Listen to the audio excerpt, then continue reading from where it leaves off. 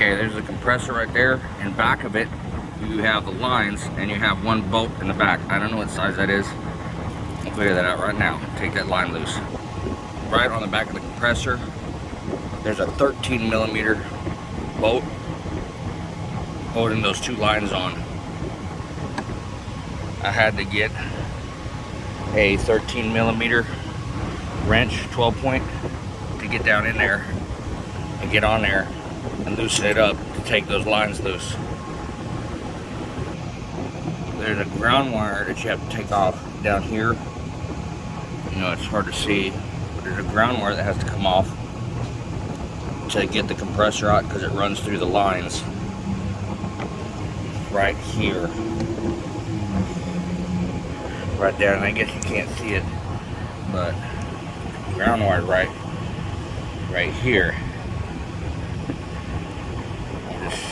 16mm behind the 13mm front. Done both. I just have to take it off. Take this off to get that ground wire loose. To get that wire off. There's a little nut right there to get that ground wire off, and the ground wire just comes right off. There's the ground wire. I had to put a couple of the alternator bolts back in. Do it one on top and one on the side, just to loosen all that back there because the alternator was moving too much. So I'd probably leave your bolts connected before you do your back there. Take the lines loose first. Now I got that ground wire loose. I pull the compressor forward. I can reach my hand behind it. AC compressor just dropped out. I got that line loose. Once I took that back out of that compressor lines, compressor's on the ground in there somewhere.